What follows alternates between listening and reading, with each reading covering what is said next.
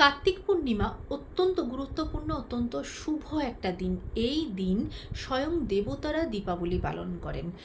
দেব উঠানি একাদশী থেকে স্বয়ং নারায়ণ তার যোগনিদ্রা থেকে জেগে উঠেছেন, সেটাকে সেলিব্রেট করার জন্য সমস্ত দেবতারা এই দিন দীপাবলি পালন করেন। তাই জন্য এই দিনটাকে আমরা দেব দীপাবলি নামেও চিনি।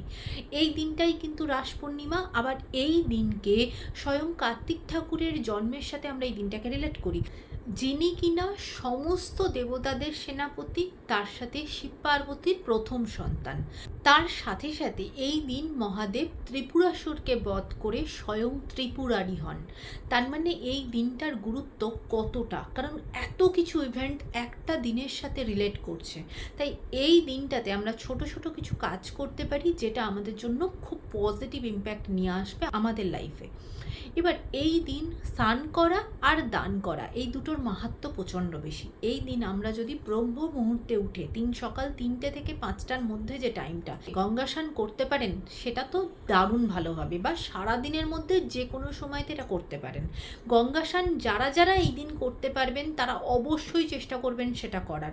একদমই যদি সেটা না করতে পারেন, নিজের বাড়িতে যখন আপনারা স্নান করবেন, বাড়িতে সকলেরই গঙ্গা জল থাকবে, সেখান থেকে অল্প একটু গঙ্গা জল নিয়ে সবার প্রথম সেটাকে মাথায় নিন, মা গঙ্গাকে প্রণাম করুন, মনে মনে হর হর গঙ্গে এটা বলতে বলতে স্নান করুন, তারপরে নর্মাল জলে স্নান করুন। কিন্তু যদি গঙ্গা স্নান করা সম্ভব হয় তাহলে অবশ্যই করবেন, কারণ এই দিন স্বয়ং মহাদেব ত্রিপুরাসুরকে বধ করার পরে কাশীতে নিজে গঙ্গা স্নান করেছিলেন। তাই এই দিন স্নান করার গুরুত্ব খুব বেশি। এরপরে আসি দান করা।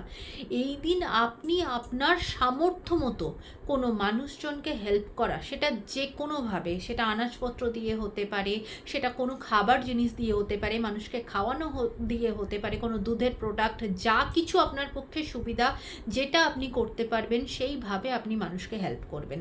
এবং এটা কিন্তু কোনো পশু পাখিকেও হেল্প করতে পারেন, কোনো স্ট্রিট ডগকে হেল্প করবেন, কোনো রকম কোনো অসুস্থ যে গৌশালা আছে সেখানে গিয়ে হেল্প করলেন। কোনোভাবে মানুষকে দান করা, কোনো পশু পাখিকে হেল্প করা, সেটা অবশ্যই করার চেষ্টা করবেন আপনি আপনার সামর্থ্য মতো। এই দিন এই কাজগুলো স্নান করা এবং দান করা অবশ্যই করবেন। দেখবেন এই ছোট ছোট কাজগুলো আপনার জীবনেও কিন্তু পজিটিভিটি নিয়ে আসবে।